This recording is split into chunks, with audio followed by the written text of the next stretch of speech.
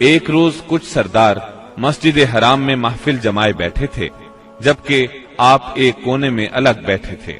مسلمانوں کی بڑھتی ہوئی تعداد نے قریش کی پریشانی میں بہت اضافہ کر دیا تھا، لہذا اس موقع پر ابو سفیان کے خسر عتبہ بن ربیعہ نے قریش کے سرداروں سے کہا، صاحبو، اگر آپ لوگ پسند کریں تو میں جا کر محمد سے بات کروں اور ان کے سامنے چند تجاویز رکھوں، شاید کہ وہ ان میں سے کوئی تجویز مان لیں اور ہم لوگ بھی اس کو قبول کر لیں، ہو سکتا ہے اس طرح وہ ہماری مخالفت سے باز آ جائیں۔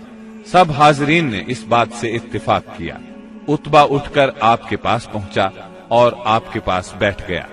آپ نے اس کی طرف دیکھا تو وہ بولا، بھتیجے، تم اپنی قوم میں اپنے نسب اور خاندان کے اعتبار سے جو حیثیت رکھتے ہو وہ تمہیں معلوم ہے، مگر تم اپنی قوم پر ایک بڑی مصیبت لے آئے ہو۔ تم نے جماعت میں تفرقہ ڈال دیا ہے، ساری قوم کو تم بے وقوف ٹھہراتے ہو، قوم کے معبودوں اور اس کے دین کی برائی کرتے ہو اور ایسی باتیں کرنے لگے ہو جن کے معنی یہ ہیں کہ ہم سب کے باپ دادا کافر تھے۔ اب ذرا میری بات سنو، کچھ تجاویز تمہارے سامنے رکھتا ہوں، ان پر غور کرو، شاید کہ ان میں سے کسی کو تم قبول کر لو۔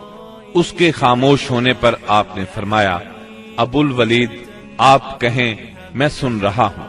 اس نے کہا، بھتیجے، یہ کام جو تم نے شروع کیا ہے، اس سے اگر تمہارا مقصد مال حاصل کرنا ہے تو ہم سب مل کر تمہیں اتنا کچھ دینے کے لیے تیار ہیں کہ تم ہم میں سب سے زیادہ مالدار ہو جاؤ گے۔ اگر اس سے اپنی بڑائی چاہتے ہو تو ہم تمہیں اپنا سردار بنانے کے لیے تیار ہیں، کسی معاملے کا فیصلہ تمہارے بغیر نہیں کیا کریں گے۔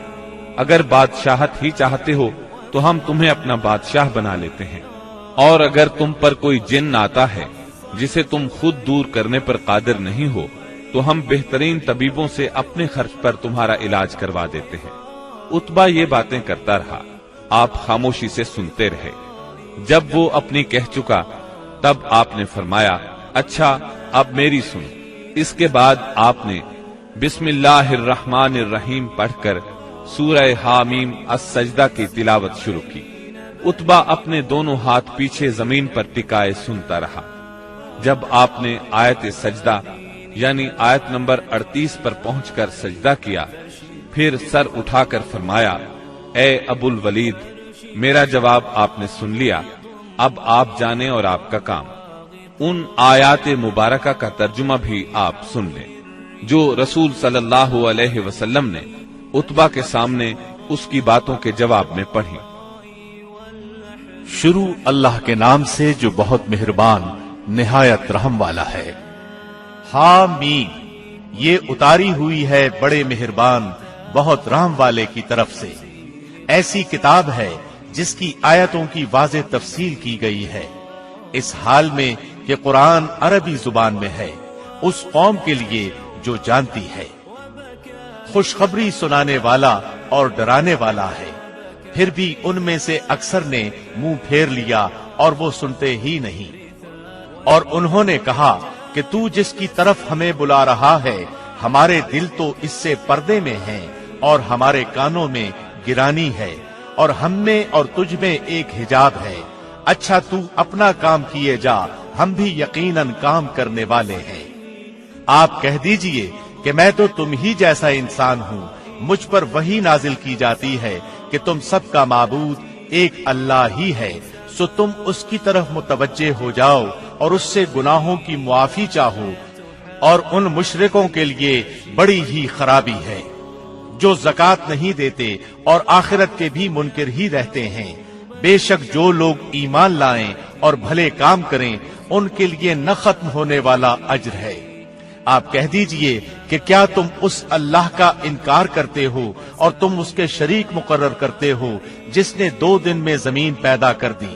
سارے جہانوں کا پروردگار وہی ہے، اور اس نے زمین میں اس کے اوپر سے پہاڑ گاڑ دیے اور اس میں برکت رکھ دی، اور رہنے والوں کی غذاؤں کی تجویز بھی اسی میں کر دی، صرف 4 دن میں، ضرورت مندوں کے لیے یکساں طور پر۔ پھر آسمان کی طرف متوجہ ہوا اور وہ دھواں سا تھا، پس اسے اور زمین سے فرمایا کہ تم دونوں خوشی سے آؤ یا ناخوشی سے۔ دونوں نے عرض کیا ہم بخوشی حاضر ہیں۔ پس 2 دن میں 7 آسمان بنا دیے اور ہر آسمان میں اس کے مناسب وحی بھیج دی، اور ہم نے آسمان دنیا کو چراغوں سے زینت دی اور نگہبانی کی۔ یہ تدبیر اللہ غالب و دانا کی ہے۔ اب بھی یہ روگرداں ہوں تو کہہ دیجئے کہ میں تمہیں اس کڑک سے ڈراتا ہوں جو مثل عادیوں اور سمودیوں کی کڑک کے ہوگی۔ حبشہ میں قریش بری طرح ناکام ہو گئے۔ دوسری طرف وہاں شاہ حبشہ نے مسلمانوں کے ساتھ اعلیٰ ترین سلوک کیا، انہیں وہاں رہنے کی کھلی آزادی دی۔ ادھر مکہ معظمہ میں سیدنا حمزہ اور سیدنا عمر بن خطاب رضی اللہ عنہما نے اسلام قبول کر لیا۔ ان تمام باتوں کی بنا پر کفار کا زور ٹوٹنے لگا۔ دوسری طرف آپ کی تبلیغی کوششوں سے مسلمانوں کی تعداد میں روز بروز اضافہ ہوتا جا رہا تھا اور قبائل میں بھی اسلام پھیلتا جا رہا تھا۔ اس صورتحال نے قریش کو مجبور کیا کہ وہ نئے سرے سے حالات کا جائزہ لیں اور اسلام کی بڑھتی ہوئی مقبولیت میں مزید اضافہ نہ ہونے دیں۔ چنانچہ قریش مکہ ایک جگہ جمع ہوئے۔ مشورے کے بعد بنی ہاشم اور بنی مطلب سے معاشرتی قطع تعلق کا فیصلہ کیا۔ ایک قرارداد لکھی گئی، اس پر حلف لیا گیا۔ اس میں طے پایا کوئی شخص بنو ہاشم اور بنو مطلب سے شادی بیاہ کے تعلقات نہ رکھے، کسی قسم کا لین دین نہ کرے، نہ کھانے پینے کی چیزیں ان کے ہاتھ فروخت کرے، نہ ان سے بولے چالے، جب تک کہ محمد قتل کے لیے ان کے حوالے نہیں کر دیے جاتے۔ اس قرارداد کو اہمیت دینے کے لیے اس کو کعبے کے اندر لٹکا دیا گیا۔ دوسرے قبائل خاص طور پر بنو کنانہ بھی اس معاہدے میں شریک ہو گئے۔ اس طرح یہ اور مضبوط ہو گیا۔ اس معاہدے کی کتابت بغیظ بن عامر بن ہاشم نے کی تھی۔ رسول اللہ صلی اللہ علیہ وسلم نے اس پر بد دعا کی اور اس کا ہاتھ یا ہاتھ کی بعض انگلیاں شل ہو گئیں۔ قریش مکہ کے اس معاشرتی بائیکاٹ سے مجبور ہو کر ابو طالب نے اپنے خاندان کے ساتھ شیب ابی طالب میں پناہ لی۔ شیب ابی طالب مکہ معظمہ میں ایک محلے کا نام تھا۔ بنی ہاشم اس میں رہا کرتے تھے۔ شیب عربی زبان میں گھاٹی کو کہتے ہیں۔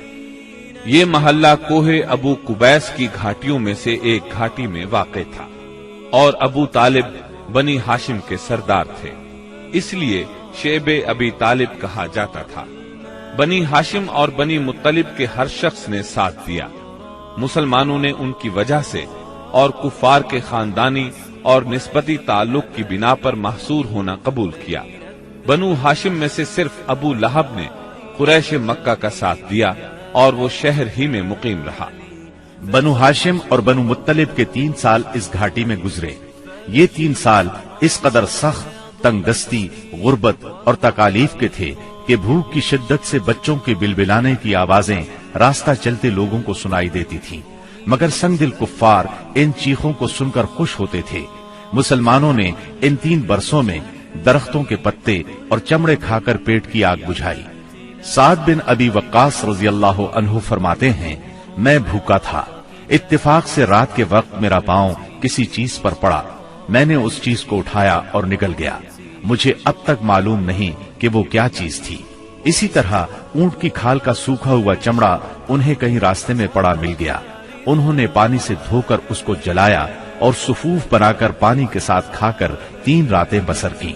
یہ معاشرتی بائیکاٹ اتنا شدید تھا کہ قریش نے کھانے پینے کی اشیاء کا لے جانا بھی بند کر دیا تھا۔ جب کوئی تجارتی قافلہ مکے آتا تو ابو لہب اٹھتا اور اعلان کرتا، کوئی تاجر عام نرخوں پر اصحاب محمد کو فروخت نہ کرے، بلکہ اتنی قیمت بڑھائے کہ وہ چیز ان لوگوں کی قوت خرید سے باہر ہو جائے۔ قریش میں سے بعض لوگوں کے دل ان حضرات کی یہ حالت دیکھ کر کڑتے تھے، کیونکہ وہ ان کے عزیز تھے، چنانچہ ایسے لوگ خفیہ طور پر کھانے پینے کی چیزیں بھیج دیتے تھے۔ ایک دن سیدنا حکیم بن حزام رضی اللہ عنہ اپنی پھوپھی سیدہ خدیجہ رضی اللہ عنہا کے لیے کچھ چیزیں لے کے جا رہے تھے کہ ابو جہل نے راستہ روک لیا اور کہا، اگر تم نے شیب ابی طالب میں غلہ پہنچانے کی کوشش کی تو میں سب لوگوں میں تمہیں رسوا کر دوں گا۔ اتفاق سے اس وقت ابو البختری سامنے سے آ گیا۔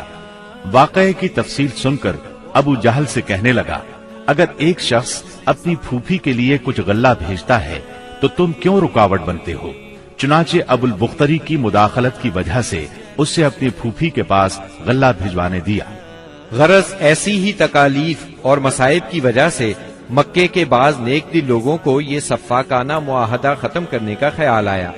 आखिर हिशाम बिन अम्र की कोशिशों से जुहैर बिन अबी उमैया, सैयदा खतीजा रजी अल्लाह अन्हा के रिश्तेदार मुतिम बिन अदी, जमआ बिन असवद और अबुल बुख्तरी बिन हाशिम और मुख्तलिफ कबाइल के बाज अफराद ने रात को खुफिया मजलिस में इस मुआहदे की मनसूखी का तरीका कार मुरतब किया।